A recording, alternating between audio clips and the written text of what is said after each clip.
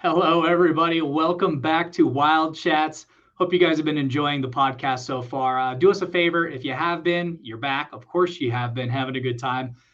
Subscribe, follow, rank, do whatever it is where you're getting your podcast at. We really appreciate it. It helps support the channel. And like I said, we're trying to build the community so we can have ourselves some nice live streams and some fun chats on the side. Because I like asking random questions to Maria about which animal would make the best police officer and having fun debates about it. And it's just so much more fun when we've got a group of people and we got a chat going and we can have some fun with some hypothetical questions like, I don't know, best animal to go trick-or-treating with, Maria. What do you think? You got the orange shirt on. I was thinking a chameleon. Then you gotta carry him the whole time. I want someone that's gonna be able to carry his own bag so I get more candy. I'm thinking more of a Sherpa than I am cutesy. All right, okay. I was just thinking because everywhere you go, you just carry it and you just hello, I want to have a green candy. So you just pull the green thingy and the chameleon will change. Okay. Although also octopus can do it, and I think octopi are cooler. So what I'm hearing is you feel like at least when you were a child, you were able to go up to someone's door trick-or-treating and request what candy you wanted. See, where I grew up, they just toss some stuff in your bag, and what you got is what you got. Most people do that, exactly. You're like, it's a chameleon. It must be chocolate. When I will be the one giving the candy away, I wouldn't be like, oh, here, candy for everyone. Oh, no. I actually made them either sing, dance, or tell a joke. They had to work for it.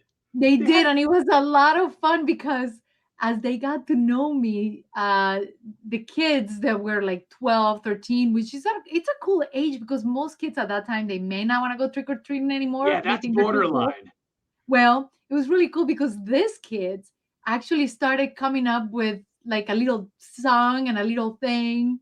So the first year I made them do it, they were all shy about it, but then they knew me by the second year. So they actually came up with some cool things, and that was just so much fun.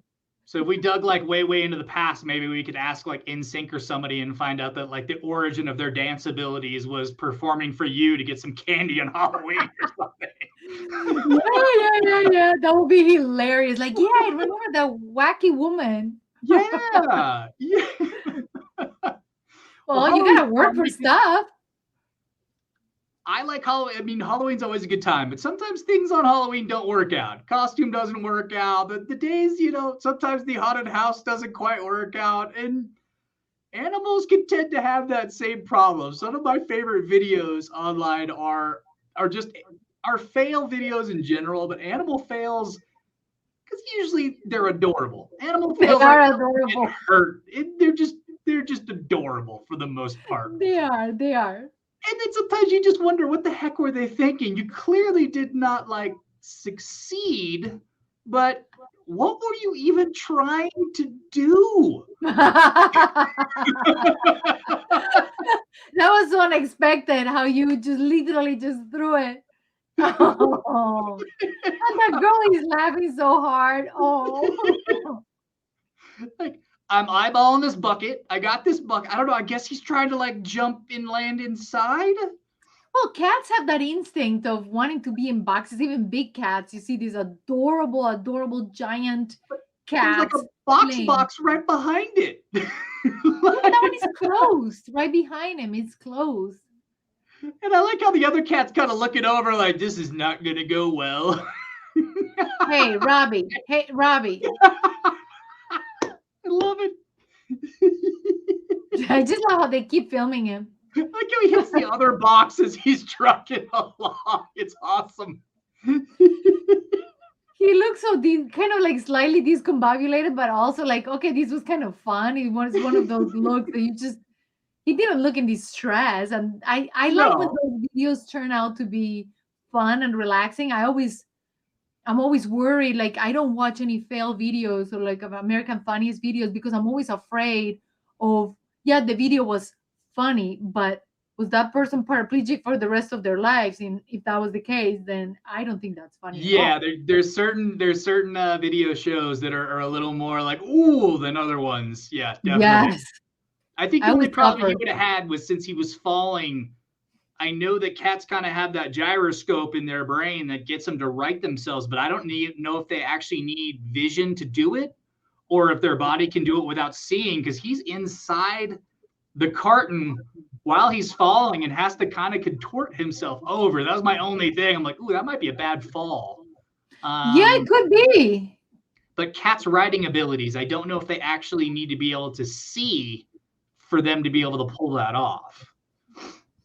That'll be an interesting question to ask a biologist, or not a biologist, but a zoologist or a veterinarian, perhaps. Mm-hmm. Mm-hmm. Yeah, or someone could like put it in the link in the chat when we have a chat. Guys, we're so looking forward to having you here. I want to do live chats more than anything else. Yeah, because there's certain things that we're like, oh, we don't know. I mean, okay. We like to talk about stuff. We know a decent amount of things. We like to have a good time, but we like to learn also. Like this is a give and take podcast, so it's going to be fun. Have you? Yes. So along the lines of costumes and stuff like that, I'm Are sure you picking on me because I'm wearing orange? No, not at all. You feel like I'm picking on you today. I'm sorry. No, I actually don't mind, but I was wondering if everything kind of modified based on ooh, she's wearing orange, therefore Halloween creepy, and let's talk about it. I don't know. That's just how it started. Guys, I like it. Okay, so it's rolling perfect. Just so you guys know, we start these shows and Maria has no idea what's coming. I picked the videos that kind of inspire the general theme of the show. We usually don't stay on the general theme that often, but this show, yeah, it kind of went sideways right off the beginning because the theme of the show is animal tales, and somehow we're on Halloween in costumes already. But I'm sure you've been in some of the tourist locations where those people dress up and they paint themselves and they just don't move. Yes. Yeah, I mean, that kind of became a trend like everywhere. We had them in Vegas when I lived there. Like most tourist destinations, there's like a stand there guy. There's not even a tourist destination. Like in Colombia, my city where I'm from, they have something called Ciclovia. And every Sunday or holidays, they close a very large portion of a street. And there is actually a guy who stands there. And they're asking for money. Of course, they're working. But yeah, you actually see them every Sunday. Yeah, that's definitely a thing. That's, the other thing I have to say, the first time I visited Colombia that I really appreciated is all of the street performances at red lights. Nobody sits there panhandling, asking for money. They're actually doing, I've seen like knife throwing. I've seen tightrope walking. I've seen like basketball balance. I've seen like all these, like, it would literally be, what's the talent show they do with like Simon Cowell and stuff. A saxophone player. Yeah. I mean, singers. Yeah. People break are like, dancers, they're like 5 people break dancing, and it's just amazing. It truly is amazing. Because then you don't get the people right at your window. I saw a photo when I was surfing Facebook yesterday, and it's a picture of it's a dog, and then I don't know what happened to this poor other dog. The poor other dog had casts on both of its front feet. Oh. But it's got this like Chihuahua attitude. And it's got its cast and it's leaned in and it's staring at the other cat who's kind of looking forward. And then whoever did the meme was like wrote underneath, how I feel at a stoplight when somebody's on the side asking for money. Yeah. I mean, at least if you're working for like most of the times they put candy in the windshields. In my city, Medellin, they put candy on the windshields and then they'll come and collect either the candy or some money. And I love that because you're working. Well, it's good marketing too, because if you can get it in someone's hand, that's one of the sales pitches. Then they're more likely to pay for it because they're already engaged. But exactly for the people that like to paint themselves up and stand there at the, what started as tourist destinations, and you're right, has kind of become everywhere. I think this poor dog has seen a few of these guys before, but this guy is not one of those performers. He's like, can you play with me, please? It just takes him a little while to figure out that he's not a painted performer sitting there for some money. That is adorable. He's like, why is that guy not moving, you guys? Look at the ears flapping. He's so patient. They're like question marks all over those ears. Yeah, he's so expressive. It's adorable. He is very. I wish the camera was on the other side because we could definitely see what was going on. But That But was very, very, very adorable. yeah, but here's the messed up part. The owner grabs the ball and then hands it to him like he's a real person still. And then the poor dog is still bummed out. He's Oh, like, what the heck, man? He put it in your hand. that is pretty adorable. That is just so adorable. What a goofy doggy. I He's like, I know. think I got it. I smell it. He He's like, got it. forget He it. I got it. fetched it. I fetched the ball. Here it is. Okay, I'll let you try again. You get one more attempt, man. Look at Look the at me, man. second Look at dog. me. Look The at me when I second dog. talk to you. Oh, That is very adorable. That is very adorable. I know. Actually, I was walking Pepita this morning and somebody had a sculpture Okay. of like, a little sculpture. It was like a little bird or something. And Pepita was so shocked by it. Like she like did this and kind of sniffed it, like she wasn't sure what she thought of it. And she didn't like that particular sculpture. I was very surprised. Was I it the wonder what bird critic she animal thought it was. aspect, or she was just being an art critic? What was going on here? Your concept of form and line is off, I think, unless you were trying to be abstract, but no, you didn't Okay, quite Da Vinci. capture. Okay, Da Vinci. The measurements were not perfect. She might Proportions have, are wrong on this animal. oh, she Or the might look gnome. It feisty. wasn't a gnome. It was some weird crouching animal. So I Okay. don't think Pepita found it appealing. Okay, just because it was at her level, so it almost looked like probably another creature or human or something, or Plus, there was like a little lizard in it. So I okay. wonder if the lizard moving just kind of triggered her. It Okay. was very fascinating to watch. I wish I had filmed her doing it because it was She just def one of those moments. Yeah, she's definitely Chihuahua. It doesn't take a lot to trigger her. You never quite know what's gonna get her to. The funny thing is, triggered for her isn't like barking and upset. It's usually just like I'm gonna turn and look away. I'm not amused. The look on her Exactly. Like it's face. not necessarily a negative trigger. It's more like don't talk to me or I really Yeah, just don't like you. yeah. Yeah, it is. But it doesn't come off as sassy. It just comes off as antisocial. There's sassy. There's I'm better than you. There's so many like disregarding kind of postures with peeps. It's just like, yeah, don't care. You don't even bother. Your existence is not even worth it. Did we ever try to put Pepita on the hammock in my apartment when she visited? I think we did. I think How we did did, and she how was did that not a go? big fan of that. Thank goodness she didn't jump. Well, I mean, it's like cloth, so she's kind of fully enclosed. I don't think she was gonna like her vertical isn't more than a few inches, so I don't have to worry. Yeah, that would have been a problem. So if you had to pick an animal that you would put on a I mean, hammocks are hard to get into, even for human beings. Yes, yes, yes. Hammocks can be a bit of a challenge. There's definitely a strategy to it. Like when people have And like, sleeping on a hammock, you have to have strategies. yeah, it's still better than sleeping on a bunk bed. My parents had us. We took a houseboat once, and there was bunk beds in the houseboat. But bunk beds in a houseboat are like not even 2 feet wide. Like it was like a little like almost coat closet. They decided to put some mattresses in as a bunk bed. Oh, Yeah, I rolled over on the top bunk and realized that that was not as wide of a bed as I thought it was. you had to sleep like this. After I Speaking of hit the ground Halloween, once, yes, I think I went corpse mummy pose and just kind of went, all right, I'm not moving. I'm like, I'm 12, fine, I'll bounce back. But if you were to throw an animal, what animal do you think would probably be the most successful trying to get into and maintaining itself in a hammock? I will always think a monkey is the most agile. So if you're gonna, Ooh, but a bear, they're just so big and fluffy and heavy. I'm sure no, they will fall really fast. It depends on the hammock too, because remember there are hammocks that have the posts, so they're yeah. really wide. They look like a plank. But then Yeah, there's but there's also still the hammock. a tilting balance factor here. I think I agree with your first one a bit. Like a smaller animal is gonna be better. Now, unfortunately, if the hammock is one of those that's just netting, it's not like a Yes. solid hammock.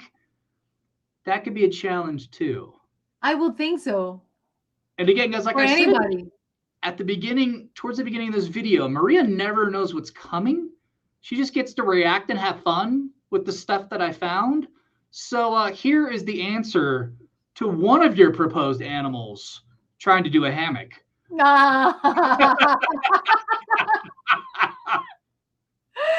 gonna kill themselves.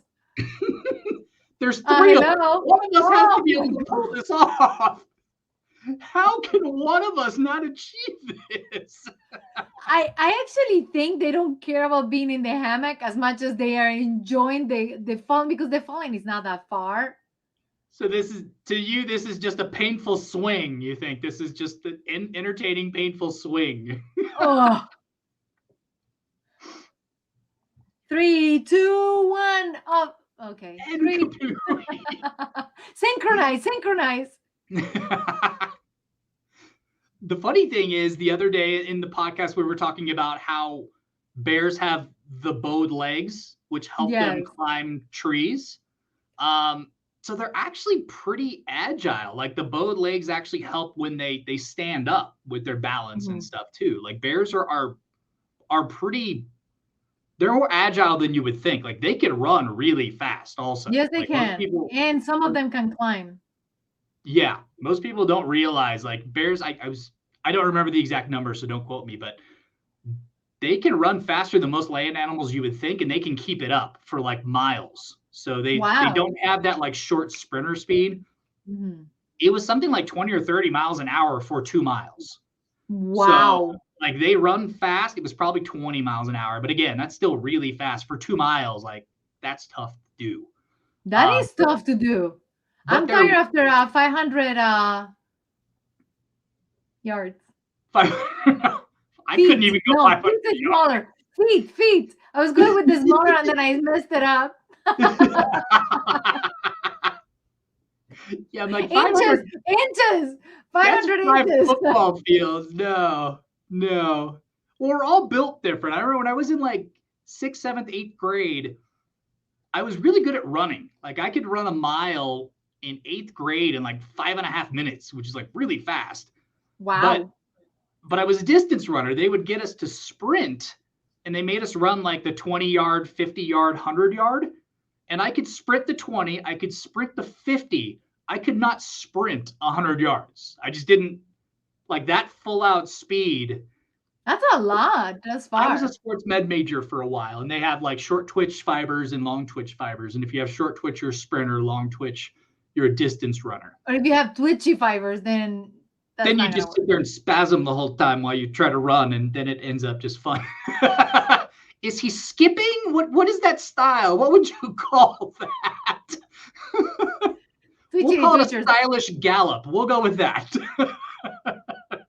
I like how you thought of that one. Yeah. But like bears are they're really smart too. Like there's very few tool using animals that aren't mammals. Like we all knew chimpanzees and stuff use tools. But bears are one of the few animals that use tools. They've been seen like combing their fur and stuff with rocks to clean stuff out of it.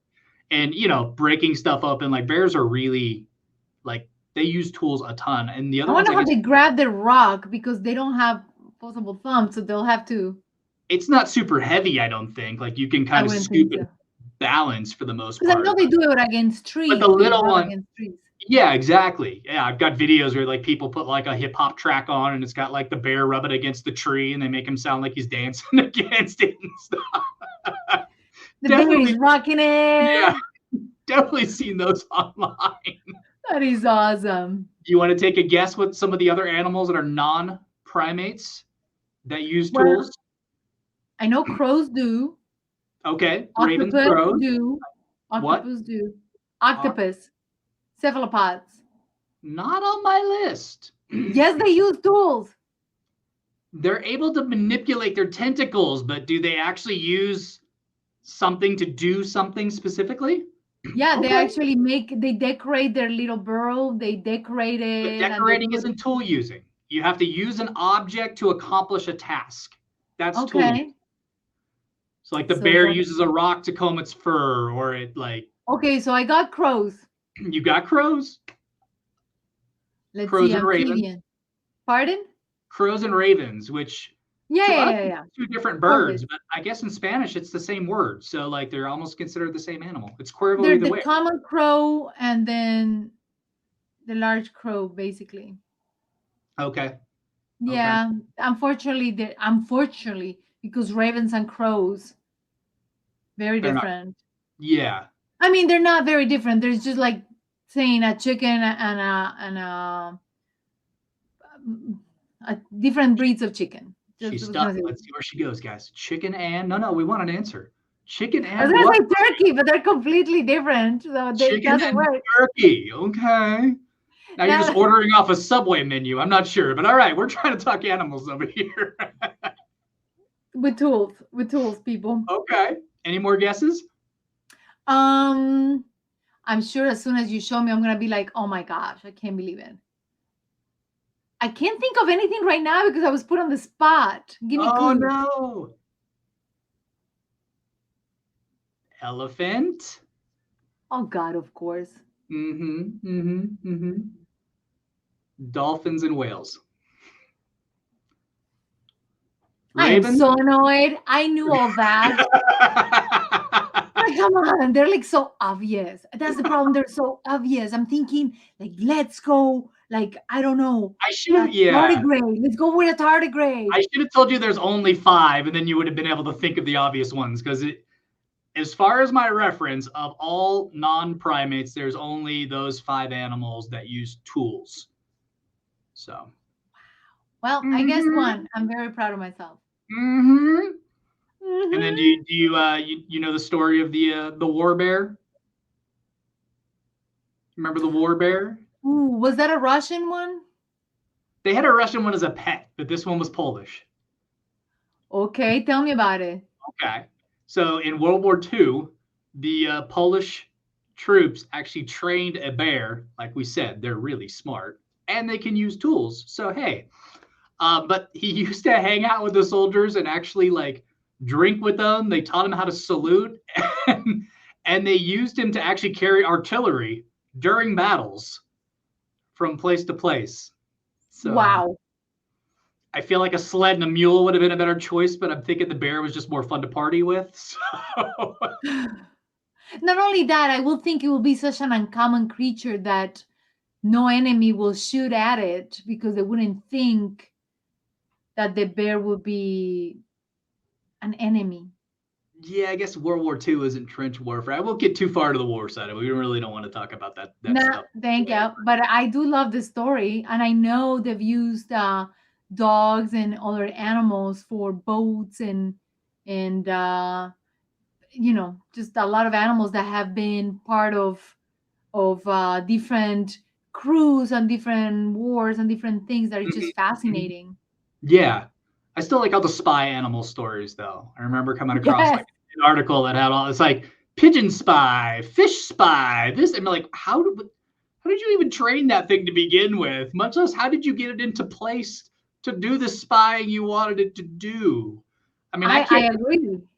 you can't I get a cat to agree. do anything you want it to do, especially when you're there, much less when you're not there. I don't know how they work that out. Well, with nanotechnology, actually, nowadays you can actually control the brain of different, like using a Wii.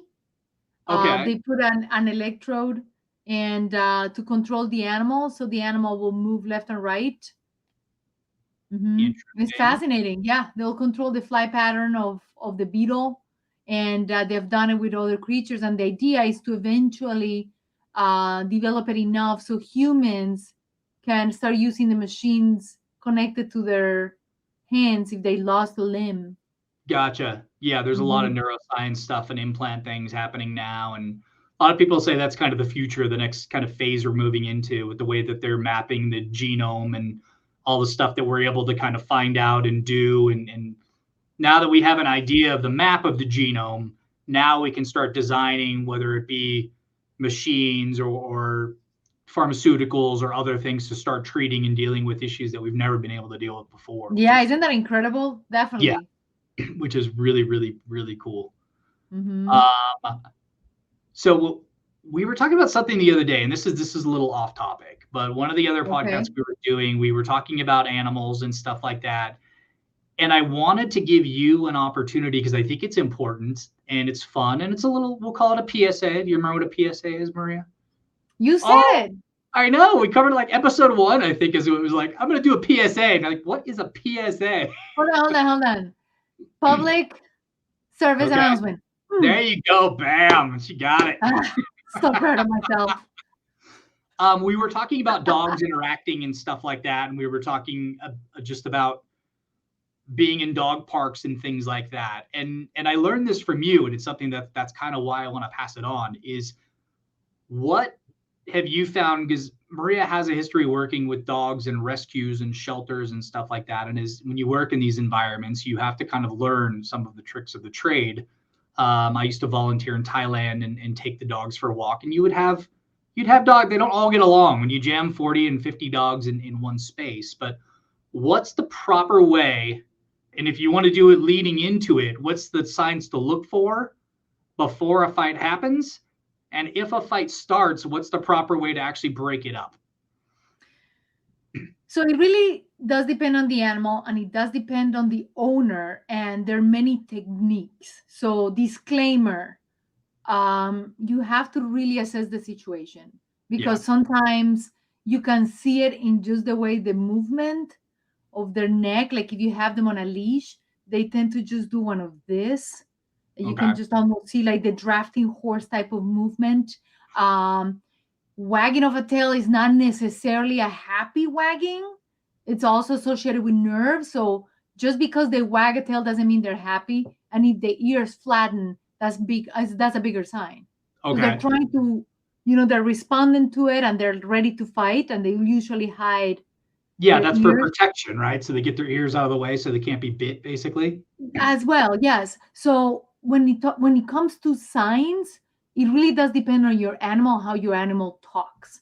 Pepita, when she's concerned, when there is a problem like she's concerned about, she lifts her back legs, one of her back legs, not two of them. She's not a circus animal, but I had a she, dog that did that. It was a boy, and he would pee like that though, because he wanted to get as high up the tree as possible, so he seemed bigger, and he would yeah, literally do exactly. handstands, and he would Yes, pee up as far as he could. Um, yes. but you didn't learn that about Pepita till really late, right?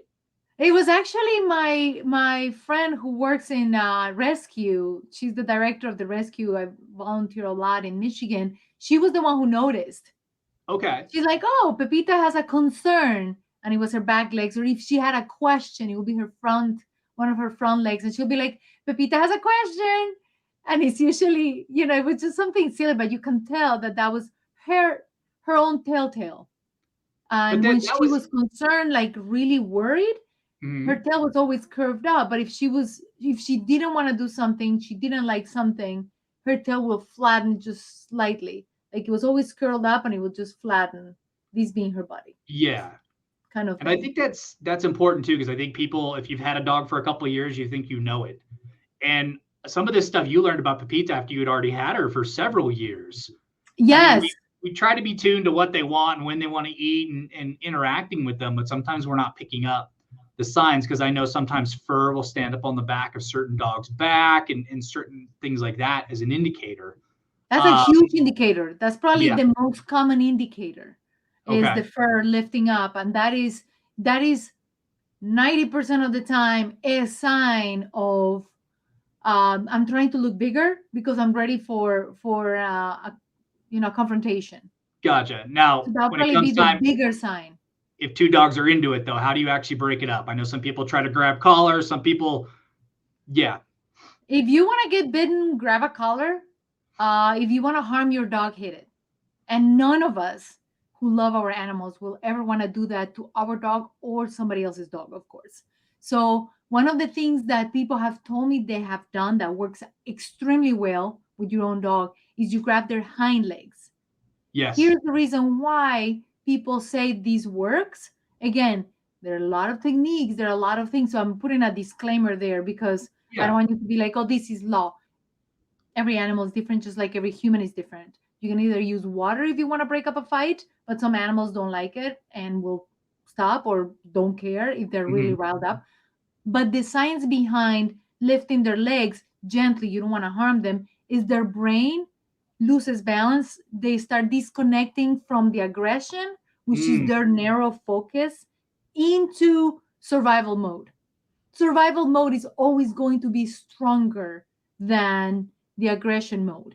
So once Gotcha. you lift them up, their balance goes off, and you just that's how I actually have broken up a couple of fights that way. You just lift their legs, and the animal can't react to bite you either because he has to worry about balancing. Yeah, and So then you've got the other yeah, and you've got the other dog in between. That's the reason I wanted you to share the story, because I remember seeing you do it for the first time and just thinking to myself, wow, that's so effective. I don't know why I didn't, because we want to help our dogs, even if they're winning, you still don't want the aggression to continue. But then a lot of times you're frozen because you don't know what to do.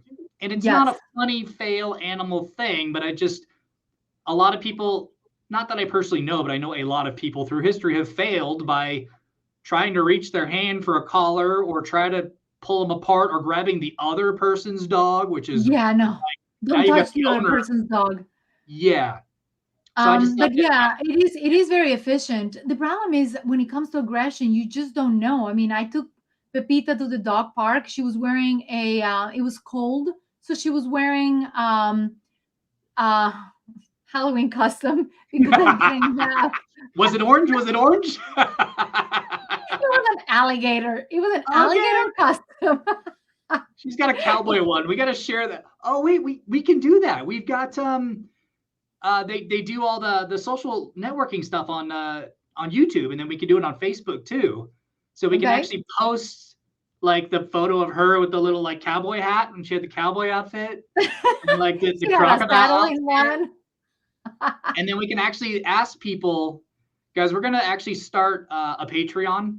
And so over there, we're going to have like forums and stuff so we can chat and share and stuff. Cause I would love, like, we'll try to post some stuff on Facebook and get that going, but I want to see everybody's like animal Halloween photos. Now I want to see this. Yeah, that's gonna be cute. But the point of the conversation is she was wearing something that looked like a squeaky toy, and Okay. this larger dog, who for the longest time they were ignoring each other, um, all of a sudden, I see the owner because I was facing the owners. I wasn't facing the dogs. All of a Okay. sudden, I see the owner enlarge, their eyes, and I'm thinking, what's happening? Well, Pepita was upside down, and this dog is not aggressive towards her, but he's like Yeah. doing this. Mm-hmm. And the owners were mortified, and of course so was I, but I understood their dog was not being aggressive. The dog was just being curious. The Yeah. problem is, just like with sharks that use their teeth for testing Yeah. stuff, a larger dog could definitely cause huge harm to Pepita. And thank goodness nothing happened. I mean, she Yeah. was sore for a little bit, and one of her legs kind of hurt, but it wasn't the dog's fault. And I was so worried for the owners because they felt that their dog was being aggressive, and he wasn't being aggressive. But they And I also think that's couldn't important as a see. dog owner. Yeah, they also couldn't see and realize, and haven't read dogs long enough to realize that, yeah, that motion is a squeaky toy motion. I wouldn't have even thought that way. So it's, again, with experience, you kind of get, yeah, Pepita doesn't, she usually just walks away from other dogs is the interesting part, Well, but she tried to walk away, but the dog kept gotcha. kept going at her, and it got to a point where I could now see fear on her. Ah, And yeah, then I realized this is not a game anymore. Like, this is a problem. And then yeah, he started getting antsy because they took his toy away. It's just that yeah, his toy yeah. was my dog, and that's just. But anyway, it was a cute, fail, sad Yeah, story. you have to be aware of your animals, but you have to know your animals, but then you have to somehow stay disconnected. And it's hard. I mean, you've got that flight or fight response where you just want to save your animal or break up the fight, but grabbing the back legs and pulling him out is a great strategy. And you know what, we've done a video in the past that was like animal behaviors and stuff, like learning your animal's tendencies or generalities, tail positions Mhm. and stuff like that are really helpful. If you guys are interested, we'll put a link in the description below if you guys want to check out that video. As always, there's so many things that we'd like to talk about and cover in these videos, and if we were to go through some of that really useful stuff, we'd be here for like 2 hours. At least. At least 2 hours. But I hope you guys had fun today, enjoyed some of the animal fails, enjoyed some of our sidetrack onto Halloween fun. And if you guys have some fun guesses for some of the random questions we had posed today, put them in the comments. Again, pretty soon we're going to start doing some live streams, so we'll be able to talk about all that stuff together. Again, guys, hit the subscribe button for us if you can. Follow us if you're catching the podcast on Spotify, Apple, Google, wherever you get your podcasts. Please give us a 5-star rating. We really appreciate it. Help support the channel. Write us a review. We enjoy reading the reviews. We enjoy connecting with you guys. We enjoy learning some stuff. We're going to figure out a place where to put those Pepita Halloween costume videos so we can start a nice thread of everybody sharing them. That'll be a great time. Again, everybody, thank you so much. We had so much fun. Thank you. Thank you, guys. Next time.